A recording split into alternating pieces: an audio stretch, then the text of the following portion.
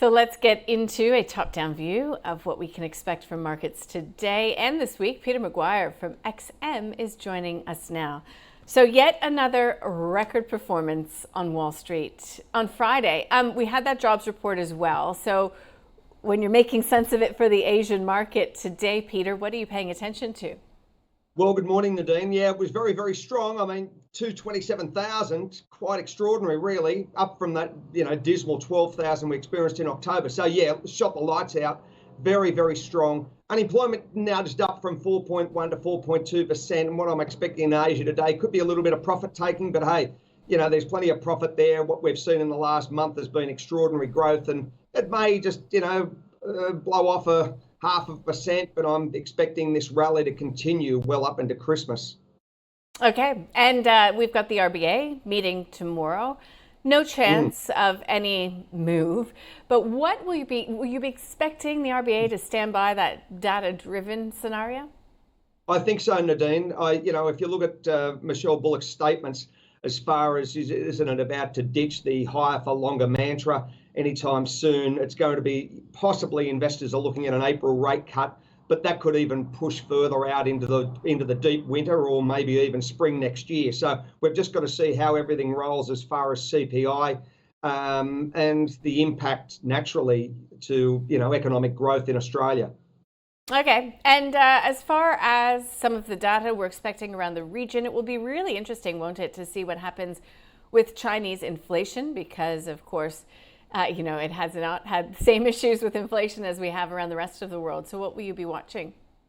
Well, I'm looking forward to seeing those numbers. I mean, you've had a really solid uptick as far as Chinese equities, Nadine, over the last couple of months. They've given up a little bit of their hot air, but it's been very, very strong growth, and it's been on the back of stimulus, and I think it was oversold. So I want to see how the numbers drop, and then market sentiment towards China, and naturally whether we see a continuation as far as uptick. Keep an eye on the CSI 300, Shanghai Composite. It's just they're the markets to look at, and if you've been observing them really since the start of October, they've been quite solid growth.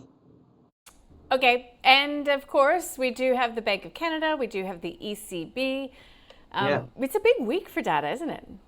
Yeah, it is. Also the Swiss, of course, but I'm expecting, we've seen, if you look at the Bank of Canada, your old stomping ground, 4 rate cuts this year, and will we see another double cut this month of 50 basis points? And there's about a 60% probability, Nadine, that you're going to see 50 basis points this month. So that's where the market's erring. And if you're looking at the Swissy, well, they've trimmed rates 3 times since March. CPI came in at 0.7, just down from 0.8. That's what the expected was, and you could see another 50 basis point cut for the Swiss this month. So that's expected also at around about greater than 60% probability. Okay, and anything else that you've got sort of front of mind? I know we've got UK GDP. We do have jobs monthly here in Australia as well. No shortage to keep traders occupied. Well, crypto's been extraordinary. The big growth, Bitcoin through 100, XRP's very solid, sitting at around about $2.60 US. Aussie dollar's being crushed under 64, and keep an eye naturally on what's happening from a geopolitical standpoint.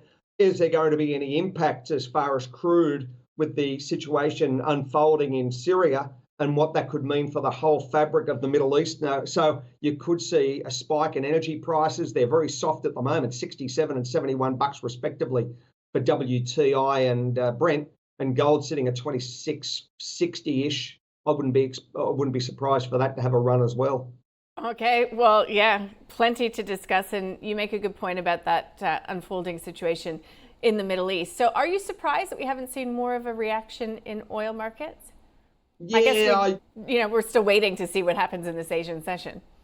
Well, exactly, and what happens as far as when the first session opens tonight in New York, and I want to see how Brent trades on the ICE market. So yeah, let's just see, Nadine, because it's too early to call. But if this was to ratchet up, then that's really going to, I think, impact naturally, the whole geographic region of the Mid East. And we've just got to see how it unfolds, because it's a hotbed and no one knows how this plays out. Everyone's got their own view and expectation, but we're in uncharted waters.